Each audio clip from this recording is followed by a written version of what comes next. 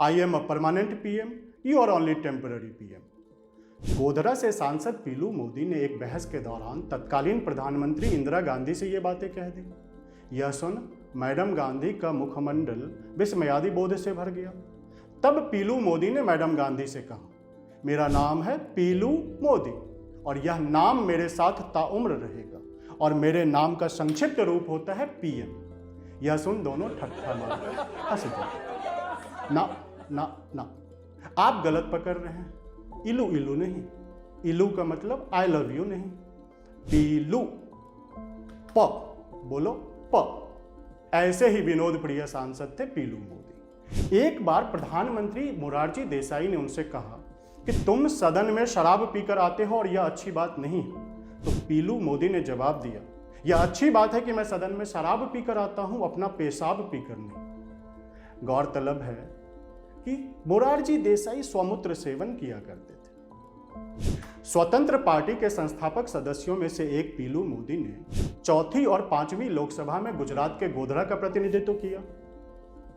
एक बार वो सदन में किसी मुद्दे पर बोल रहे थे और कांग्रेस से सांसद जेसी जैन उनके बहस में लगातार खलल डाल रहे थे। इस पर उन्हें बहुत गुस्सा आया और उन्होंने चिल्लाकर कहा, स्टॉप बार्किंग।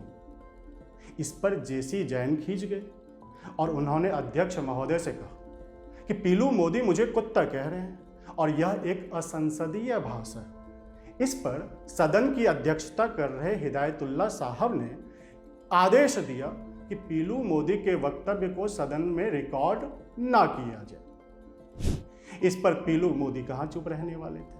उन्होंने कहा, all right then, stop braying. Hindi में बोले तो गधे की तरह रेंकना बंद करो। अब ब्रेइंग का मतलब जेसी जैन को पता न था, इसलिए उन्होंने इसे हटाने की गुजारिश न की और यह शब्द संसद के रिकॉर्ड में चला गया।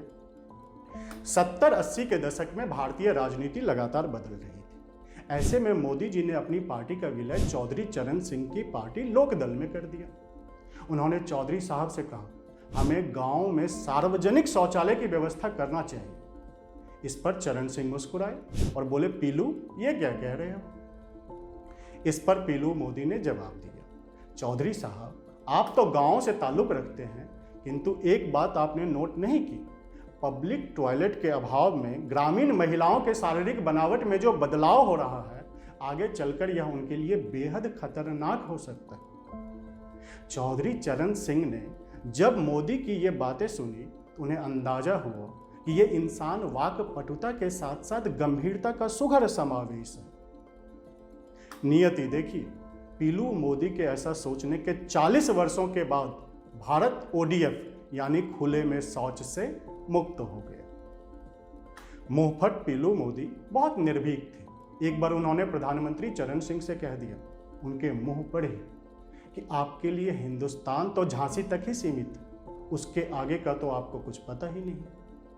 अब जब 18वीं लोकसभा के चुनाव में महज 2-3 महीने बचे हैं, तो मैं प्रणव वत्स आपके सामने ऐसे किस्सा लेकर आता रहूंगा जो आपके राजनीतिक विवेक को और भी जागृत करे, जिससे कि आप अपने लिए ऐसे जनप्रतिनिधि और सरकार का चुनाव करें जिसका सपना हमारे आज़ादी के परवानों ने देखा था। ऐसे ही रोचक कहानियों और उसके सामाजिक निहितार्थों को जानने के लिए आप मेरे इस चैनल को लाइक, सब्सक्राइब और शेयर कीजिए। धन्यवाद।